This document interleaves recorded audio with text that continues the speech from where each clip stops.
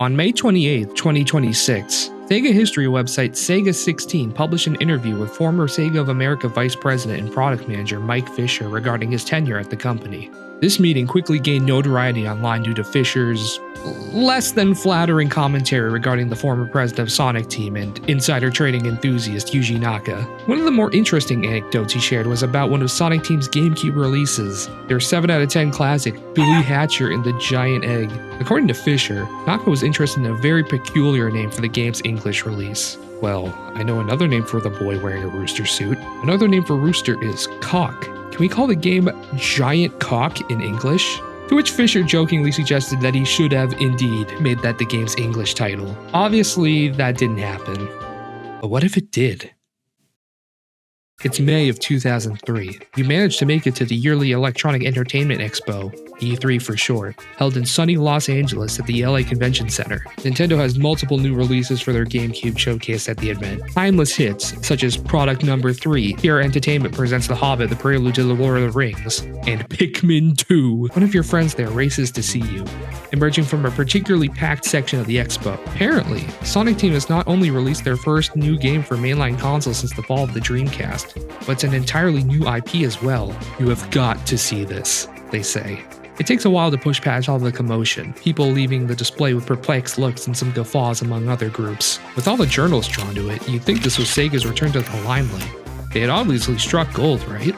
You manage a glimpse of it from the crowd, just for a split second, and your eyes go wide. Surely, in the commotion, you must have misread that. Something you can relay to your friend later for a good laugh. You double take. Your blood runs cold. You realize that you did, in fact, read that right. Sonic Team's new game for the Nintendo GameCube is called Giant Cock.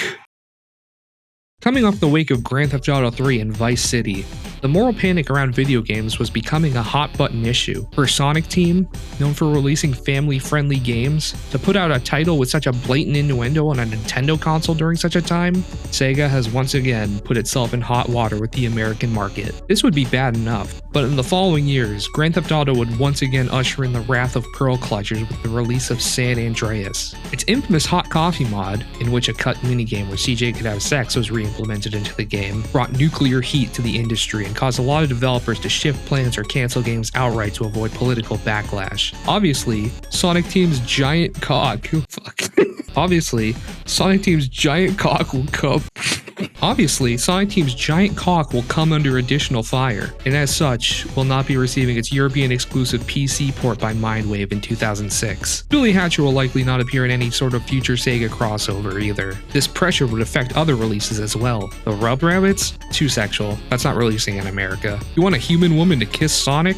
Out of the question. Unacceptable. And you know what? No Bayonetta or Yakuza 3 either. Fuck you. Speaking of the Yakuza, Yuji Naka, who has cost the company lots of potential revenue and public favor by this point, would have to pay for his follies. On May of 2006, 3 years after the public first gazed upon his giant cock, he would be crucified to the front of the Gigo Akihabara building to be made an example of. In Japanese culture, this act is known as killing someone. Due to this, banger titles such as Balan Wonderworld and Ivy the Kiwi are sadly never made. With the loss of the project lead and fearing yet another PR apocalypse should they rush out an unfinished game after giving one of their OGs the Ultraman Special, the higher-ups at Sega relent to the wishes of the dev team of the upcoming Sonic Anniversary game and allow them another year of development to fine-tune it. Yuji Nakamura, with the help of Naoto Oshima and Takashi Iizuka, would be left to finish their flagship title for the next generation of consoles, Sonic the Hedgehog aka Sonic 06. With the extra dev time, the game would actually, if you believed any of that last paragraph, there's an 8-letter word that starts with G on your ceiling that you might want to see. This is the company that needed AI to make a game they made twice over 3 decades ago without it, and put out a fucking Pico Park reskin for their mascot's 25th anniversary. Be for real. Sonic 06 is still pushed out unfinished for its holiday release.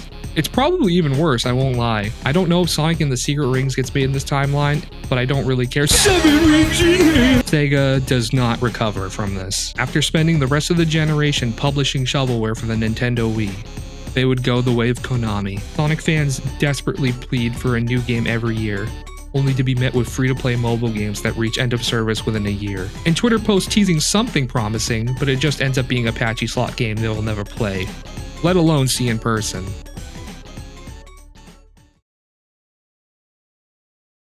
I don't even like this game.